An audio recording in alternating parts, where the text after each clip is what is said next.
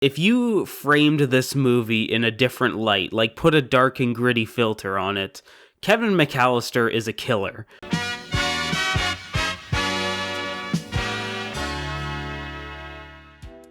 You know what that first movie showed us? That ultimately some people should not be parents, because the fact that you have a little kid so excited to go on a holiday vacation with his parents, his brothers, his sisters, and they leave him home alone simply because he's kind of a spoiled brat, but he's a damn kid. So the parents are like, hey, let's go travel, and then he has to survive against the Wet Bandits. And some people clamor that. They love that so much that now he's not home alone. He is alone in New York, one of the most dangerous places in the world, because the parents, once again, this time, they forgot him in an airport. So bad, yet they still have child custody. I'm not sure what the logistics behind all of that is, but we are going to be talking about that right here, right now, on A Cast of the Past with a brand new episode each and every Sunday. This time, we're going to talk about the situation that needs to be addressed, which is just childhood trauma, with yours truly, Juan Velas from San Juan, Puerto Rico. Joining me from Boston, Massachusetts, we have Ryan McNulty. Ryan, how many times, give me an estimate, how many times you've watched Home Alone 2, Lost in New York? Not as many as you might think. Probably more than 5, but less than 10, and it had been quite a while since I'd seen it, so I'm glad I did the rewatch. Yeah, I'm looking forward to this conversation then, because now from London, Ontario, we have Keith Hamilton. Same thing, man. How many times would you say you've watched it?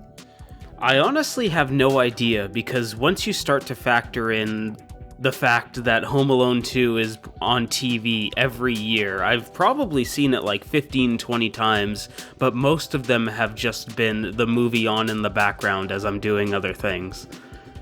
Yeah, so this is a movie that it's at some point in your background. There's a YouTube clip. Macaulay Culkin is super relevant now. So whenever the holiday season comes in, I feel like our blood, it's like it forces us to at some point watch one of the Home Alone movies, which because we did we're review monsters. The first one. That is part of it. And you had some theories about the first one that's available now in the archives. So when you look at the first one, it's literally Home Alone. He is left home alone and he has to survive.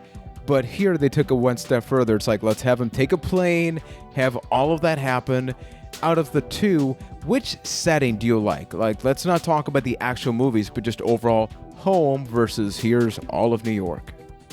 If we're excluding everything else about the movie, I would say that I prefer this setting more, because they can lean into the serial killerness of Macaulay Culkin even more.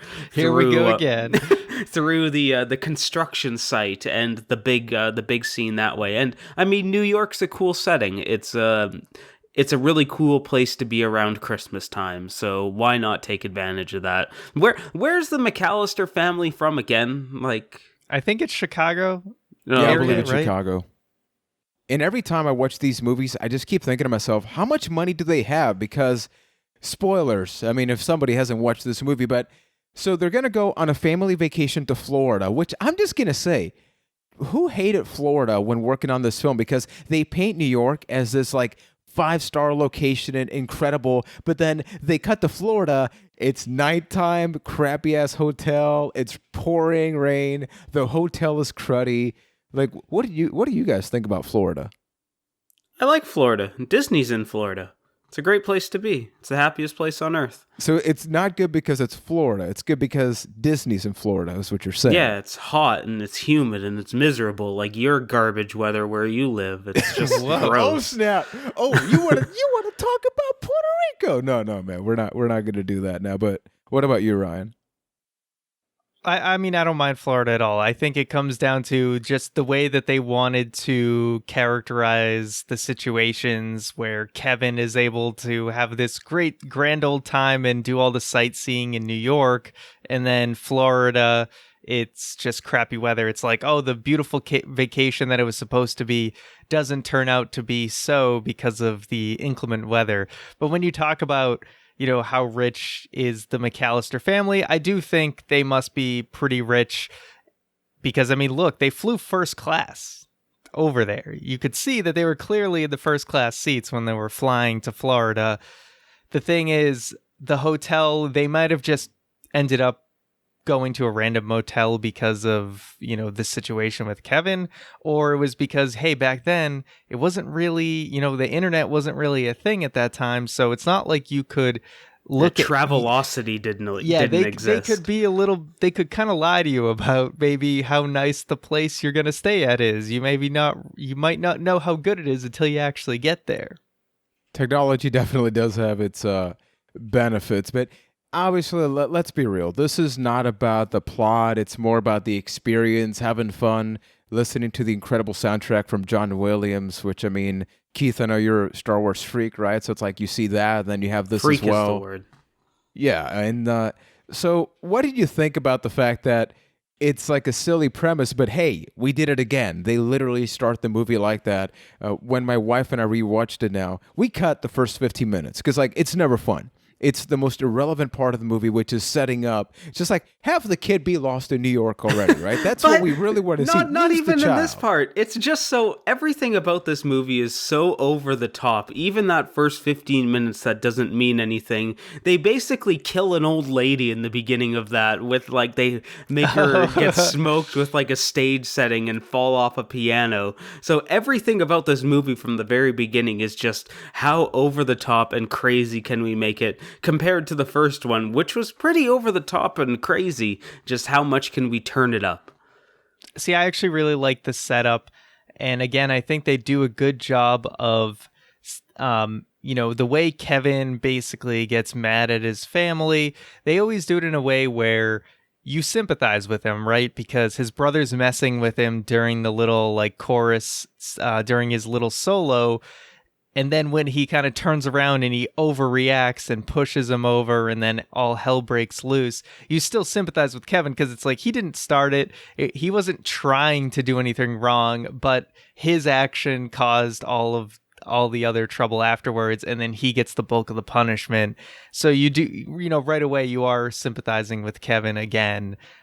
You feel like he's misunderstood and you want to see that be corrected.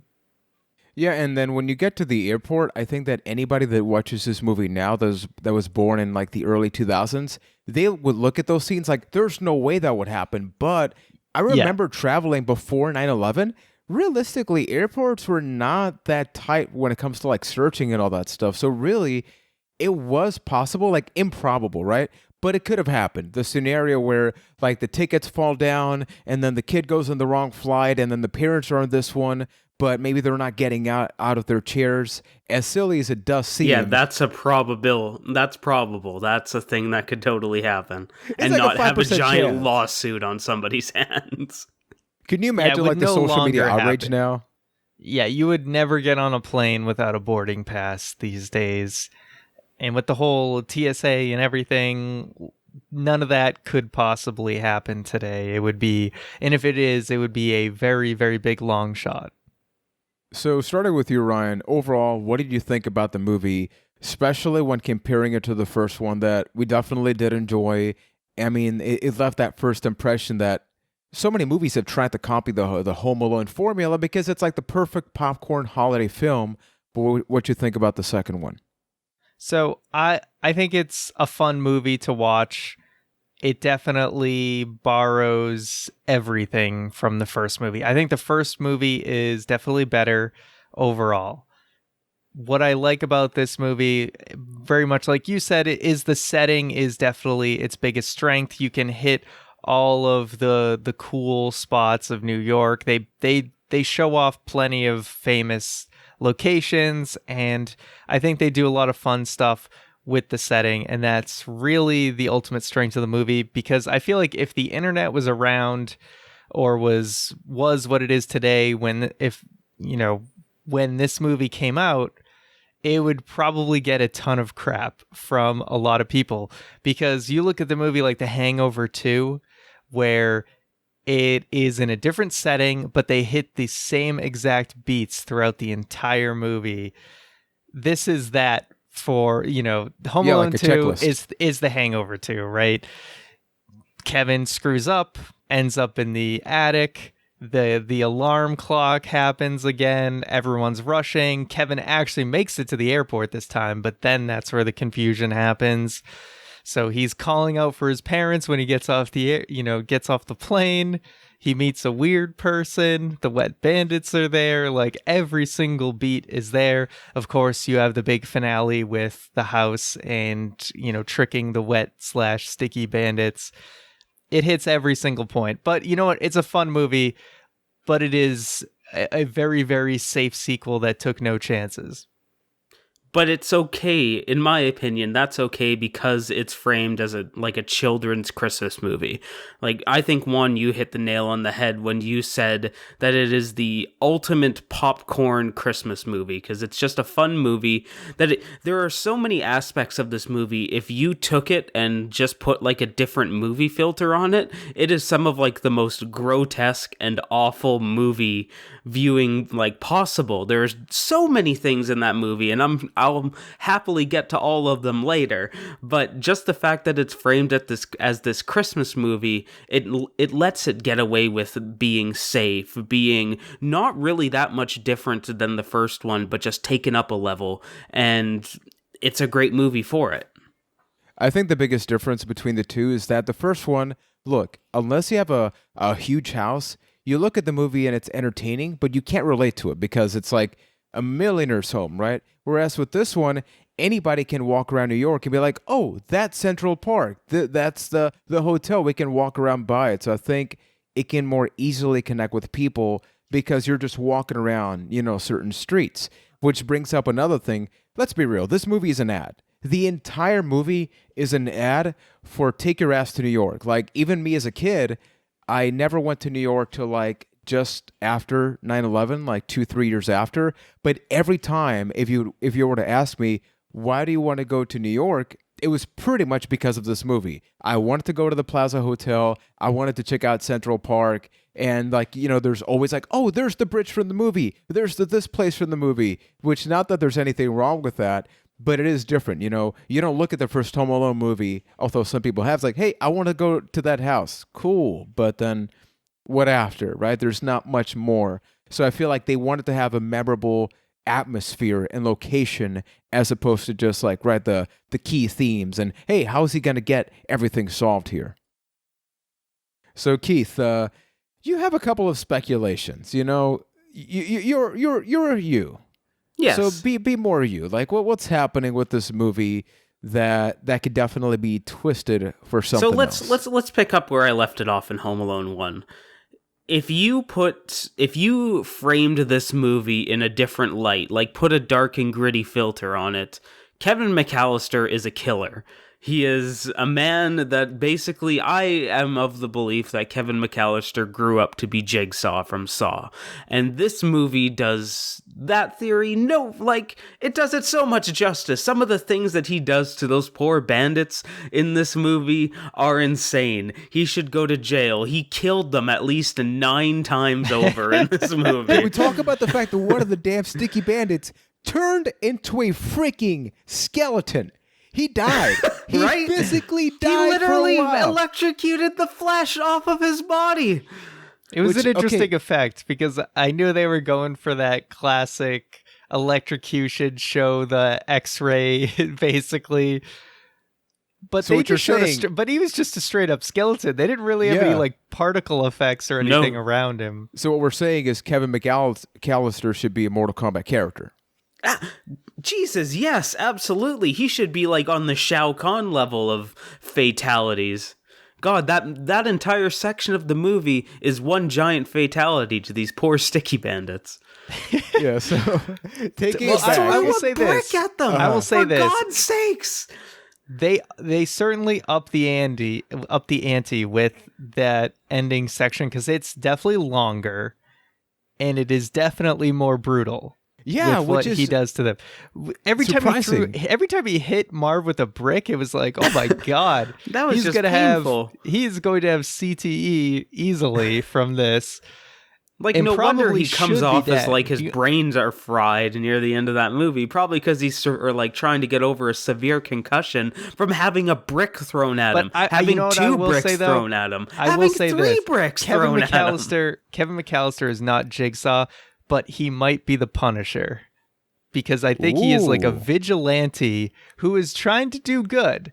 He was trying to get the children's hospital money back. So he was actually trying to do good deeds. I think he is actually a very thoughtful person, but also very, very violent. Yes. So I would say he is more akin to You a know how he could vigilante. have did that? He could have called the police and been like, "Hey, 2 guys are going to steal this chest of money." But that's But that's not what I'm as saying. fun. Home Alone 2 is over. He is a violent, vindictive vigilante, but he has a heart of gold, damn it, all right? No, he's a Exactly. cold killer. He wants to hurt these men and befriend homeless people. I feel So like we what's need to have wrong a with debate.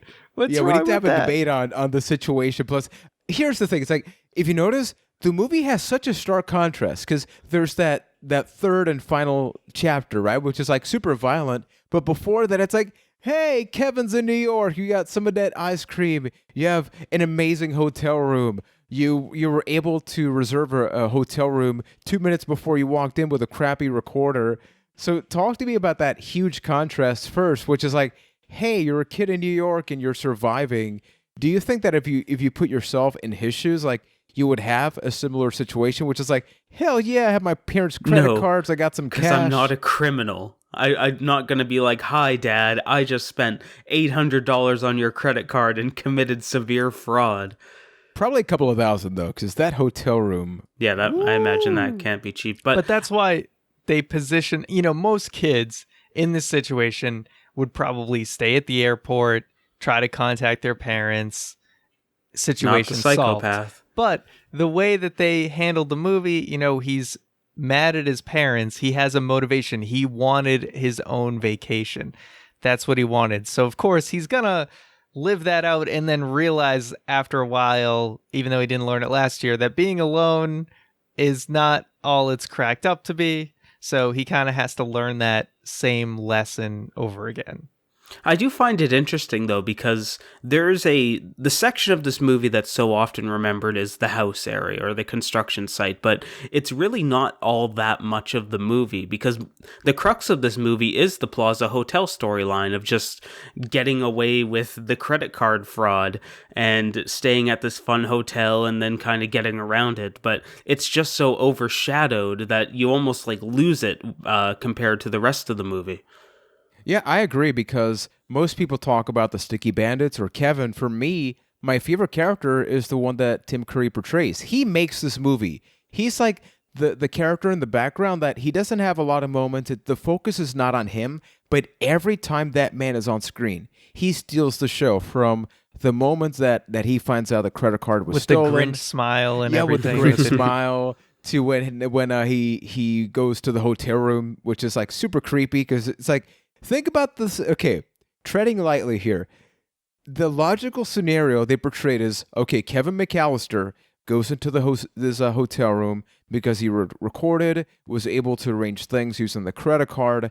Tim Curry's character is immediately wary of that. So logically, he breaks into the hotel room that if there's not an adult figure in there, all you have is a little kid. You hear a shower. So logically, your thought process is, let's go to the bathroom and open that door up. Am I the only person that's like, what the hell is happening here? Yeah, it's very questionable. Also, Kevin has lungs of steel because he blew that clown thing up in about 10 seconds and wired some strings together. That was unbelievable ingenuity on his part. Yeah. Also, can we talk about the sound system?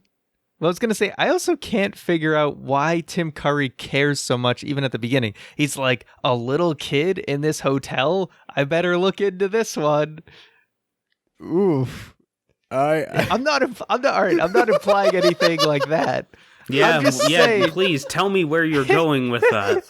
I'm just saying, because there happened to be a kid in the hotel, that's unusual. That families wouldn't have children with them. You know what I mean? Yeah. No? Okay, Is this just sure. a kid-free zone? Do families not come to this hotel? Am I crazy here? What's going on? I just love this setup, and it's like this uncomfortable air of like, ooh, what a conversation. It just seems he had no reason to really investigate this. That's all I'm saying. Yeah, it's like, look, let's be real. This Maybe is after New York. the fact. Maybe after the whole credit card thing, but he was already suspicious, like, immediately. Yeah, I Yeah. would have changed it if, like, once he started getting all this ice cream and all that stuff, it's like, okay, this is a little weird because it's like, why is this hotel room asking for so much stuff? But the fact that he was immediately concerned about that really didn't make a lot of sense because it's like, hey, it's New York. A lot more must have happened, but that does make it really entertaining. And what I wanted to mention earlier is I don't know which sound system that television has and that little portable recorder, but the fact that, once again, you can hear the gunshots and people think they're legitimate gunshots. I mean, the music in the bathroom, you can hear it. I'm like, did that bass system, dude? That's pretty freaking crazy, right? It's impressive. It's a good-ass recorder, but I mean, at least the movie was coming from a TV. Exactly. Just turn the volume up. Just a little bit. But talk to me about that whole process of like, would you enjoy that if you were the kid? You have this super fancy hotel room. You're getting ice cream. I don't even know, like, does that kind of room service exist? Which is like, once again, you're Them talking about the actually fact. serving you ice cream. I don't know if it does. I've never been fancy enough to ever go Yeah. to one. It probably exists. I'll never make enough money to have it happen with me myself. And I still feel uncomfortable because it's like there's a kid alone in a room and there's a man And a serving him grown ice man cream. feeding him ice cream. I don't know. Were we able to see where both his hands were in that scene? Jesus, all right. Anyway, Listen, so we're talking man, about this the is rest a of the family movie, people. movie. Family movie, people. This is a podcast which you can leave a 5-star review if you love some of the comments, like lovely Keith Hamilton. But talk to me about your favorite moment of the movie, whether it be from this part, whether it be from the painful scenes. What did you really love about it? So, okay, my favorite part of the movie, like non-jokingly, is the ramp up to that whole to the whole construction scene. How I all jokes aside, I do enjoy the whole idea of Kevin McAllister in his head being like, oh, time to go back to work. I guess I'm on duty again this Christmas, and having all this ingenuity and then pulling off all these ideas and then becoming a stone cold killer in the process. The thing that I love the most in the movie, that I think is maybe one of the stupidest things in cinema ever, in a good way, is the pigeon lady. The pigeon lady is one of the worst characters in movie history, not even like kids' movie history, not even Home Alone history, in history ever. This diseased, pestilent-ridden bird lady is just maybe the worst human being, the most disgusting human being, creature. It's even hard to call her a human being. The most disgusting creature I've ever met in my life. Keith with the heel the turn. worst. You met her? Yeah, well, what the movie portrayed. She's awful. She's disgusting. She probably gave Kevin some form of black lung after coming in contact with her for the worst reason ever. The bird lady is so dumb. So dumb. Keith, are you afraid Tell of us Central how you Park? really feel. Yeah. You know, I'm not afraid of Central Park. I'm afraid Okay, of this disease-ridden You gave us pigeon the lady. opening spiel. Now, can you give us some evidence behind your claim here? Please. Well, okay. She lives with pigeons. Pigeons are covered in disease, and she just hangs out with them.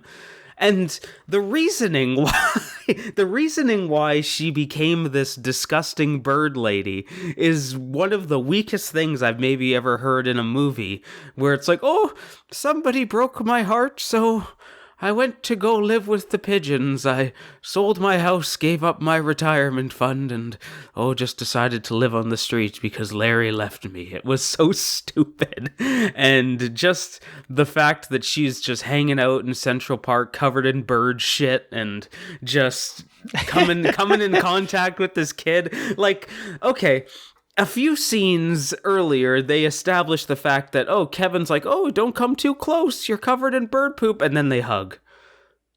It's wrong. It's not right. It's not right at all. This is a disgusting lady. Literally organic. Yes. I'll say this. Organic pigeon.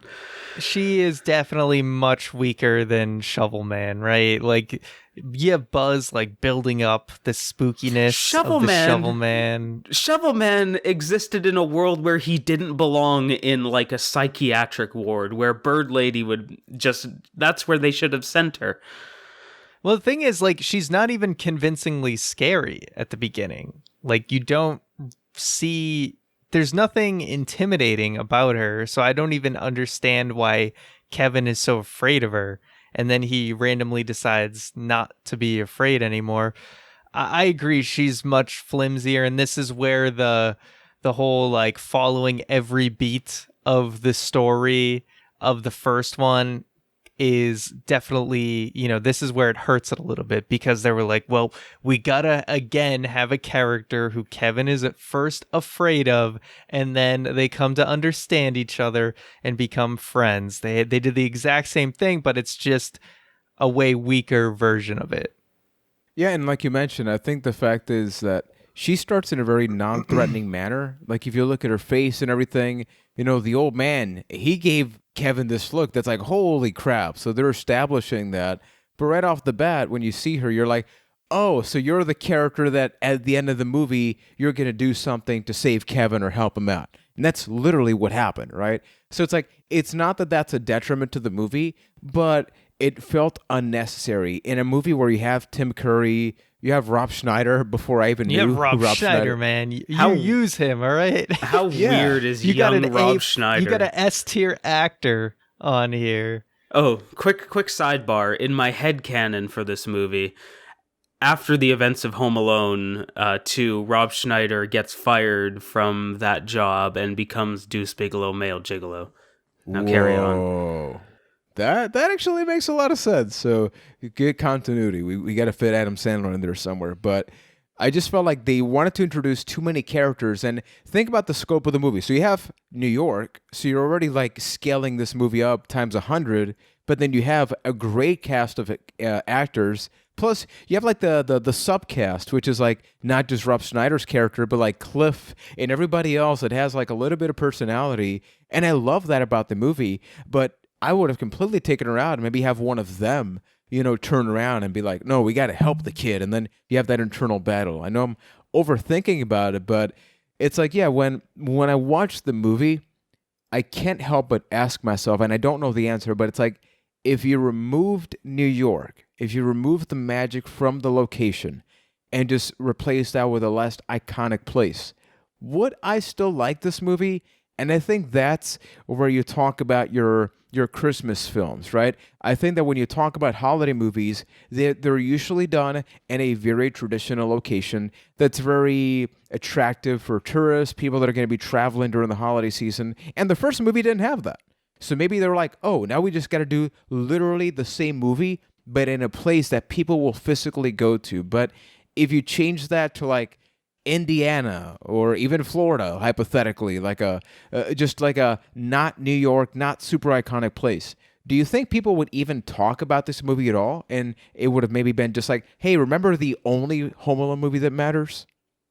I think New York is a substantial part of it, and even just from the point of if you think about the United States map and just sticking on a coast, like you can't get really much farther away from Florida than New York, so it really sets up the point of like Kevin is about as far away from his family as he can be at that point, and the movie does lean on New York a lot when it comes to the plot building, where I think it's a very different movie if you didn't have Kevin doing things like exploring the World Trade Centers and going to the tree at Rockefeller Plaza because he loves Christmas. And They didn't even include Times Square in there, did they? That's actually No, kind of they did. interesting. They did? Oh, They okay. did.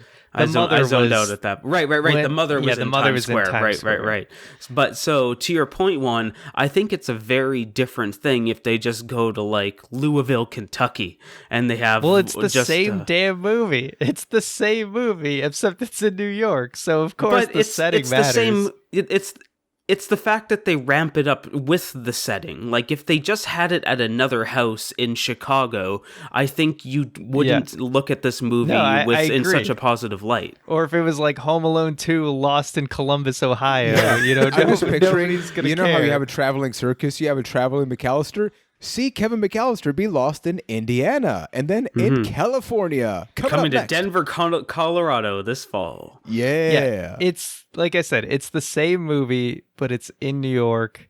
They up the ante for the end game, basically. But everywhere else, I mean, and the hotel stuff is fun, but they hit a lot of the same beats because basically the hotel people, I guess, replace like the pizza delivery guy or whatever the hell for that scene. But I think they do that in a funnier way. Like, I do enjoy the whole angels with filthier souls scene and everything. And of course, even we get that's a great example of how they just ramp it up there. Because instead of 'cause angels now you with get filthy Merry souls, Christmas, you filthy animal, and a Happy New Year. So then Which you I can put it love. on a sweater and a Christmas card and everything. They made it more marketable with the Merry Christmas versus the Keep the Change. And So I that's do still sold appreciate today. Oh yeah. I mean, it's a classic. It is a classic. It is the same movie, but in New York. But it is still, the formula works. After this, you know, the formula doesn't work as well. But you know, you get a mulligan where you can make one more, and it still works. how many Home Alone movies are there? I need to look this up. I think there's we have at least about 4. No, I think it's like 7 actually. Jesus, holy yeah, crap! if I remember, I've watched Oh up my until God. 4. I mean, we're we get a lot developing of a tradition Christmases here. of content. Yeah, Home people Alone are every this way. year.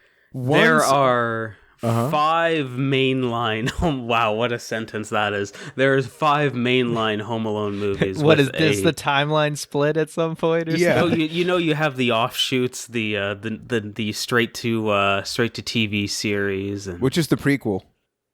the prequel is Home with the Family. Oh my God! So he actually gets along with the family before all of this Or starts it's happening. alone. Yeah, it's just a home. normal Christmas. It's just a normal Christmas. Everybody wakes up, they go to Uncle Larry's for dinner, and then they go to bed. Instead of Or Baby it's- Yoda, you yeah. have baby Kevin. That would be amazing. So let's talk about the Wet Bandits. I feel like we've covered a lot of They're aspects about the sticky movie. now. Exactly. They went from wet to sticky, which is a weird thing to say now. But Ryan, talk to me I've about been these there. people that were wet, are now sticky, and now they're trying to capture a kid. The Wet Bandits, the Sticky Bandits, they are. I don't think they're as good in this one. I really don't. I feel like the hotel staff is just more memorable in this. Of course, you have the Sticky Bandits as part of the whole grand finale. I just don't feel like they were as, you know, their dialogue, their writing or whatever. I don't think they were as memorable and funny as they were in the first one. And they definitely get less screen time in this one because we've kind of added some more characters to the mix. I did notice, I feel like, and I think it was fine that they did this, but certainly you see less of, you know, the other McAllisters than I feel like you even did in the Home Alone, especially the mother. I feel like gets less screen time than the previous movie, but it's just because they added so many other people. And that I do feel like we didn't quite get enough of the Sticky Bandits for them to be as memorable in this movie. They just kind of are thrown into the mix again to get wrecked by Kevin, basically. Pretty much, they exist in this movie as somebody for Kevin to torture, because if he tortured the poor hotel staff, it would have a very, very different tone to the movie. Like, imagine if he was throwing bricks at poor Rob Schneider. Just That would would be a amazing, much actually. different movie. I feel like there's a lot of people that want to do that, but yeah, it would be a little brutal. You make a really good point, though, Ryan, which is they split. So that is a difference, right? They still have, like, the slot of, like, we need the adventure, the exploration of, like, these evil characters. In this case, though, the hotel staff, even though they're not technically the bad guys. But they took the place of the first half of the first movie, which is like the Wet Bandits walking around the house, right? Like with the car, the van, trying to figure out the pattern, when the family's not home. Here you have the hotel staff trying to figure out, does he actually have a father? Is he by himself, right? So I do think it's interesting. And it's true, though. Like, every other aspect of the movie is the same, but even their dialogue, like, it's almost like you could crop and paste the Wet Bandits to the Sticky Bandits in the second Home Alone movie, and almost nothing would change, because it's true. The convenience that it's like, out of all the freaking places in New York, they happen to have this one location, which that's why, you bring in the toy store, right? The Duncan toy store, which, breaking news, is not actually real. I thought it was real, and I think many people thought it was real for many years, but it's a real place. It's not called Duncan's, but there's a toy store that they just changed the name of. My girlfriend was telling me all about it when we were watching the movie. I'm going to get that information. Well, meanwhile, Ryan, what do you think about that? About the toy store? About the convenience of, like, hey, how do you get these characters from Chicago, getting them together in New York? Movie's gonna movie. That's what I chalk it up to, because it's super improbable, right? They break out of jail and they decide to go to New York, and that's where Kevin happens to accidentally go. Movie's gonna movie. It's called FAO Schwartz Toy Store. Oh, see, I thought, because I had been to the old FAO Schwartz before, I think they eventually moved it. And I don't, it must have been a different location or something, at least the one I went to, because I didn't remember it looking anything at all like that toy store in the movie. So I'd be curious to know what that one is, but I'm pretty sure it doesn't exist anymore, because I think they ended up they closed. They closed, but then they reopened a new one, and it's just in a different location. Yes. It's right actually next to Rockefeller Center, right where like the ice rink is and everything, actually, the new one. So it is there, but it is not the same one. I keep forgetting, like, that's a location that, people maybe when they go to New York because of this movie, they want to go once again Central Park, the hotel. I feel like the toy store will be the ideal scenario. So it's a shame that, you can't go to that exact same store. Yeah, go to which Nintendo is World instead. Yeah. Honestly, like, I like Nintendo World. I just went there like 2 months ago, and it's like, it's got a lot of Nintendo stuff that honestly you can maybe get online, or they need a little bit more like non-super mainstream stuff. Has nothing to do with this episode. But it is good for Pokemon plushes, I'll put it that way. They have a lot of ones that you wouldn't see. I mean, I guess you can always get everything online, but way more than you would see in a normal store. That is very true. So let's talk about that middle portion of between the super joyful ride and the house scene, right? We do have the middle ground of like, the credit card was stolen, and now you get the Grinch, Tim Curry, and that's when they're trying to figure out what happens, and that's what leads to Angels with Filthier Souls, right, and all that good stuff. What did you think about that turn period, which is when the parents also find out where he is because of the credit card? It was great. Like Ryan said earlier, it's just them being the evolution of the pizza guy from Home Alone 1, and they really took it and, again, upped the ante on it and found a way to incorporate this new increased element of the movie where they, instead of just fooling one person, they had like 5 people fooled, to the point where one of them thought Tim Curry was having an affair with one of the security guards. It was a very fun, like, over-the-top way of incorporating that, hashtag Cliffgate, but just a way to incorporate that in the movie and turn it up a notch. I think they did a really good job of that, and then having all the hotel guests just kind of look at like, what are these idiots doing in the hallway as they're trying to get away? I loved it.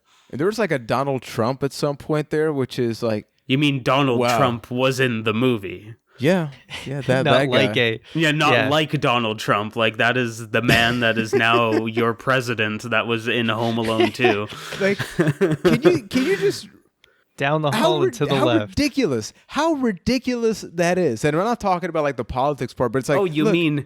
WWE Hall of Famer, cast member of Home Alone 2, President of the United States. Yeah, it's a little ridiculous, isn't it? Yeah, insane. Well, that was something where, as he was running, people were talking about his cameo already.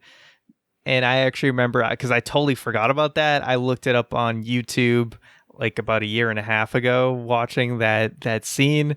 So it was something I was like, oh, here we go. Here's that scene. And obviously it's just a minor thing. And at the time it was just, that's Donald Trump. Now it just is a totally different world. just a little. Yeah, but I wanted to say, looking at your notes, Swan, I just appreciate that one of your notes just says "dat ass grab." So that's obviously there is this period where the sticky bandits finally got Kevin. They're good to go, and then he's trying to figure out a way to escape. No. Again, one of those things where if you put a different light on the film, it becomes a much worse thing. There we go. They're holding sexually repressed memories or something. No. I'm going to talk about the fact of how two grown adults held a kid at gunpoint and were walking through Central Park with them. Like, my God, that's so messed up. Did he have the gun out? He said he had the gun, but I don't think he took the gun out. I thought there was a point at some point in the movie. Maybe it was the end of it out, after but it was Kevin like covered slipped. in molasses at that point, or whatever the hell it was. Yeah, and even later on, when we eventually get to the house scene, he straight up says, "Nothing would make me happier than to shoot you." You know, a line Jesus that Christ. would never make it into a holiday film. I mean, in they're 2019. literally talking about, "I'm going to kill that kid." Yeah, because usually, I don't know. In the context of the movie, I don't feel like it's even that bad. No, I know, but I feel like nowadays they would figure out every way but to say shoot. Like, nothing would make me proud than to make you disappear, to make you vanish from the world. I'm going to get rid of you, kid. No, straight up shoot you. I was like, whoa. Yeah, and they say, like, I hope you like cement shoes, kid, and stuff. Like, that's violent. That, or we're too pussified at this point. Come on, like it's a family movie. We know there's not going to be actually that violent. I feel like we could use that language and know within the context and the tone of the movie that yes, it's stuff you probably wouldn't hear today. But I feel like it's not even, like I said, tone, context. That's what matters. You know? No, and I totally get you, because look, the fact of the matter is that the entire premise of the movie is like, if you went down the Keith route, it's a story of child neglect, child kidnapping, sexual harassment between the woman and all that. Yeah, so violence. Like, if you took it literally, but then it's like, look, it's a holiday movie about problem this kid. that's running rapid around North America, and not giving people that have mental issues the support they need and just leaving them on the street. So this would be excellent for Recovery Month of September, but like the realistic thing is like, look, it's like you gotta, the logical thinking process you usually have in real life situations. You take that, you throw it out the window, and you watch this movie. Like, that's the premise, that's the context of a movie like this. It's like you can have the fun part. Even when I was watching it with my wife, I'm like, you put a little bit of horror music in the scene, everything changes. So it's like fun to speculate, but it's not actually about like all the stuff that happens. Because in like one adult grade, like one rating grade up, when Kevin throws that brick, and I know I keep going back to this scene, but it's a terrible scene. It's so wrong. It's my favorite scene. In one like age rating up, Marv's head would have exploded when that brick hit him. He just would have been watermeloned on the street. I'm serious. You go back to the Mortal Kombat thing, you have an entire Kevin McAllister moveset here. With Seriously. Like the electrocution. Lighting him on fire. Yeah. Did they? I can't believe they did that again. I was like, I appreciate that Joe Pesci has his beanie and he doesn't have the stupid like bird spot on it. And then I was like, oh, they light him on fire again. Yep. It's the sequel, man. It's that was people. where, see, I get like that they're hitting like the story beats a lot of the time. But when they do the exact same stunt too, and he even did the paint cans and everything. The paint cans, even the tools. I the like tools the paint going down cans the stairs. though. I did like the paint cans though because they smartened up and they were trying to dodge them. So that was where they were like, "Hey, remember that thing from last time?" Well, they finally learned their lesson one time, and then of course they get hit with that big ass pipe or whatever. Yeah, even when talking about one-to-one, in the first movie you have the tarantula, and that's where one of the wet bandits, like, he does like, you know, all the noises and panics, and here you have the brick part. It's like literally the same thing. Like in my case, both parts, favorite parts of the movie. So it's like this movie is catered to me, right? It's like ultimately you want like a greatest hits movie, and I feel like there's these holiday movies that are greatest hits. Recently, I watched Last Christmas, which I'm just gonna say it's you're perfectly okay not watching it. That's the Emilia Clarke one, right? Yes, she's great in the movie. She's like really fun with the movie. She's very charming. I was trying to see that this weekend. It's like, I'm so happy. My girlfriend really wants to see this movie, and you know I do like Emilia Clarke, and so I was like, okay, I'll see it. But what I wanted to do first was write down. I was going to try and predict the entire movie and see how close I got. So I have there's some girl that down. Goes back from the big city back to a town, finds true love. There's some sort of problem in the middle. And I wanted to get a little bit somewhat specific and see how close I got. So we'll see. We'll see if I can do that. Oh, okay, let's keep talking about some good stuff here. Back to the bricks. Yeah, so I think with the first movie, just the overall thing, because it is the first one, that's what's memorable about it, right? It's like this whole survival of the fittest with Kevin McAllister. Survival of the fittest. I mean, hey, that's how it is, man. You got to survive. So, one man with enters one house. Kid. One man alone in a death house. traps, alone in a house. Can the wet bandits survive? Find out on the next episode of Dragon. Wrong Home series. Alone. What is the thing from this movie? If you could point out, like, here's the scene, here's the thing you got to go back to. What's that one thing for you? Serious answer is probably the house scene and just the ridiculousness of it, and it's fun. It's very fun through the Home Alone lens, seeing all of these insane things that are happening to the wet bandits. There's a reason why it stands like head and shoulders above everything else in that movie, even though arguably I don't think it's the best part of that movie. I think that the Plaza stuff is way better, but just the memorability of the construction zone house scene is just so good, and it's the reason why this movie stands the test of time. And then, jokingly, the insane bird lady, because she's the worst. For me, I think Garbage. The most memorable stuff is like the hotel stuff, like the angels with filthy souls scene or whatever. But I mean, at the end of the day, the main event is really when Kevin McAllister is setting up all these traps and messing with the wet/sticky bandits. Really, it comes down to this movie being, hey, if you like the first one and you want more, here you go. Yeah. Yeah, for me, it has to be Tim Curry. I think that he is the reason people go back to this movie and they don't even realize it because he's a background character. Even though he's got lines and everything, it's like he is the glue to every scene. He's the one that suspects that Kevin is maybe up to some shady stuff or it's just not going according to plan. He's the one that points out that the credit card is stolen and finds that out. He's the one that's trying to make do and apologize to Kevin's father when apparently he was taking a shower, right? It's like he's the transitional thing in the entire process to the point that when the parents finally find out he's in New York and everybody flies to New York, which to me is unnecessary because it's like, why do you got to fly everybody out? Whatever. But beside that, it's like he is the one that's like, oh, crap. Well, I sort of couldn't capture him. So now he's actually in a threatening situation where he's in New York. You know, he's on nighttime. So without question, he is my favorite character. And I just want to say we should give a little bit more credit to Macaulay Culkin because I feel like we haven't really talked about him enough with him being the star of the movie. But the thing is, you know, you watch a lot of movies with child actors and it's like, oh, it's rough.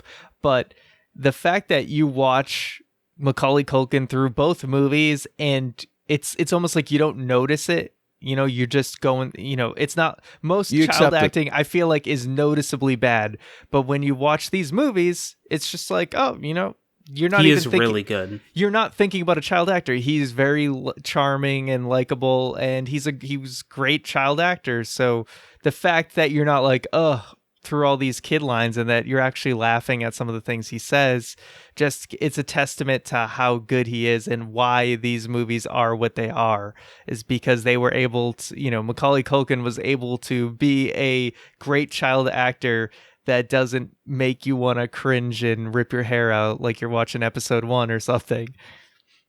Oh my goodness, don't talk about that. But all I'm gonna say is that yeah, he's the perfect child actor in that he's not obnoxious. I feel like you can easily have the same character portrayed by somebody else, and if you make it obnoxious, it kills the movie, because then the over the top stuff is like you're trying way too hard. I like the fact that he's just a kid he's a little cocky, right? But because he's a damn kid, like that's what it is. Yeah, they do not overplay him at all. They could have, like you said, they could have easily made him annoying, but he really isn't at all. Or even the fact that this is a sequel. It's like, well, it's the sequel, so let's scale him up. No, they literally kept the same Kevin from the first movie in this one, which it's like treading lightly, as you mentioned, Ryan. If this movie came out nowadays, because we've had so many just cash grab sequels, this would be massacred. But I think that, if anything, to the detriment of this movie, I think it insinuated other studios to go like, hey, Home Alone, they put out 2 of the same movie, basically. It made up millions of dollars. People still watch it. So it's like, just put out them sequels. And I think that's like the legacy. We always talk about what's the real thing that they left. And what they left is you can put out the same movie, change the scenery, and as long as everything is good enough and is memorable and is identifiable, I think people are going to enjoy that. If it's good, people won't notice. If it's bad, they will. So the challenging concluding question for both of you, my friends, is say somebody, I don't know who, but there's somebody out there has never watched any of these 2 movies. If they could only watch one, considering the scenarios and situations are somewhat similar, which one would you recommend and why? I think I would still pick Home Alone 1 over 2 if you only had to watch one of them, because Home Alone 2 is an escalation piece of 1. Like we've said, I don't think you get the same effect if you've only seen 2, because it's just I think you're left more with the thought of like, well, why is Kevin hurting these people?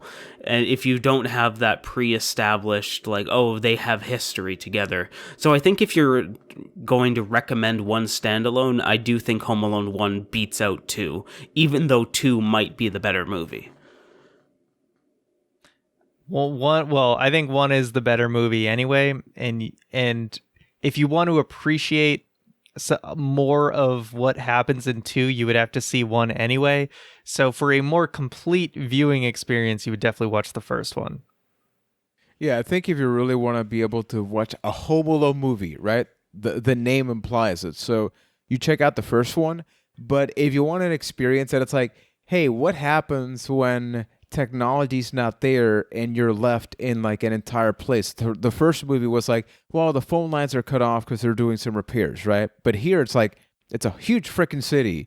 So the fact that they do have those marked differences, I think it's awesome. So everybody watching and listening, please let us know which is your favorite Home Alone movie. And if it's not one of these 2, I would love to know. Like, please send us a tweet for real. And explain that. Go to our Discord, acastofthepast.com/Discord. And if you haven't, once again, go back, check out the review of the first one. And as we began to close out the year, we did something very similar last year, which is the best of 2018 was last year. So now we're going to be doing the best of 2019. In my case, I think I'm going to cheat a little bit and focus on the best in 2019. I feel like personally, I enjoyed a lot of stuff this year, but it wasn't maybe from 2019, except like Resident Evil 2, the remake, because that was freaking amazing. So are you both excited for for concluding this and focusing on not just games or movies. It's like whatever we loved about this year, we're going to dedicate a Keith-specific episode, so that one may get flagged by everybody. And then Ryan and Keith, we're going to have our own. YouTube will just take that one down immediately. I mean, Kappa. Yeah, they're just going to shut down the channel, demonetize us just because of what I choose for my best 3 things of the year. Are you guys ready for that? It's just all from Pornhub. No. Yeah. I'm not, you know what? I'm not even touching that one. Nope. I'm not going to go any further. But before we close out, I would like to say one thing that I find interesting after looking up all of the different Home Alone movies. Apparently, there's an untitled Disney Plus Home Alone film that's coming out at some point. So we're going to get to see if this theory, if the Home Alone thing works with the social media of today. I'd love to see how they're going to paint themselves out of that corner. Can you imagine if they did a Home Alone, not movie, Home Alone series? How would that work?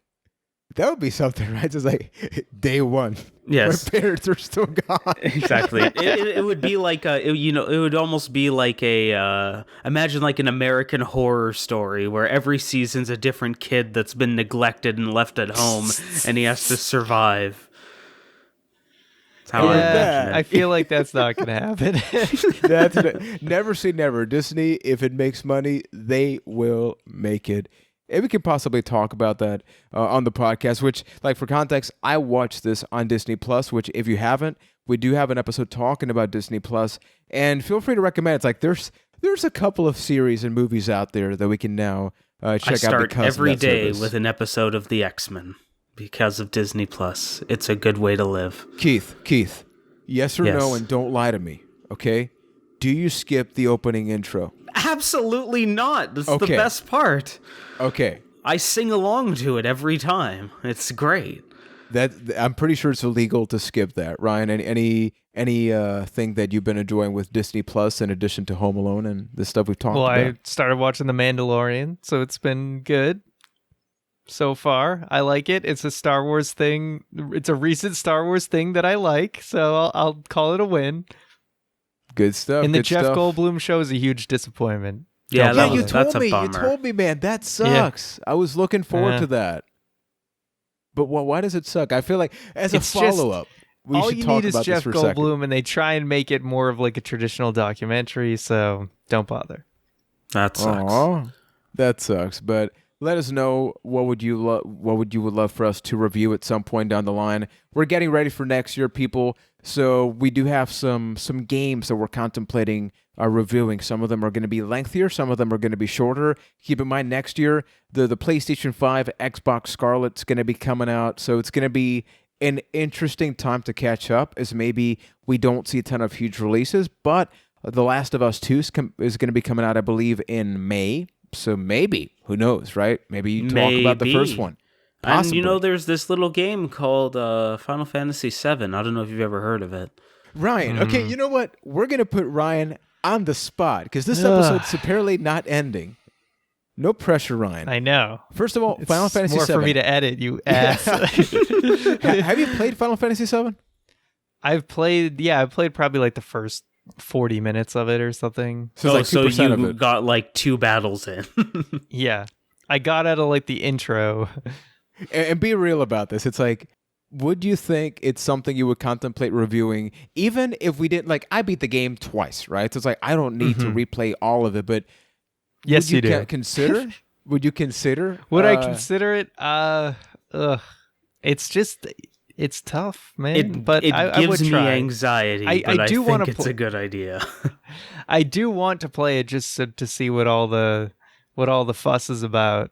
And I've never beaten a Final Fantasy game. So. You know what we could do? Okay, here's a proposition. I'm just gonna throw it out there live. The Final Fantasy remake, I think you know where I'm going, Keith. It completes Midgar. It does the Midgar part. So should we maybe, instead of doing a complete Final Fantasy VII review, actually cover that part? Because we can talk about that in detail. And at least, like, I'm going to be getting the Final Fantasy VII remake for sure. I can be able to compare my experiences between that Midgar and the remake Midgar. When's it come out? in March. Yeah, March. early March. I think that it's an interesting idea. I think there are some challenges, mostly from your and my perspective, because there are parts of I haven't touched the game in probably about 10 years at this point, but quickly going through my mind what I remember of the Midgar part, I don't know if it's possible. How's this happen in a Home Alone review? Jesus. I love it. I love this so much. We'll discuss later. Yeah, I don't know if it's possible to think about things that happen in that story without going what happens in the rest of the story. Kevin! Before Ryan kills us, we're going to leave it here and keep the conversation going on social media with a cast To the Kevin!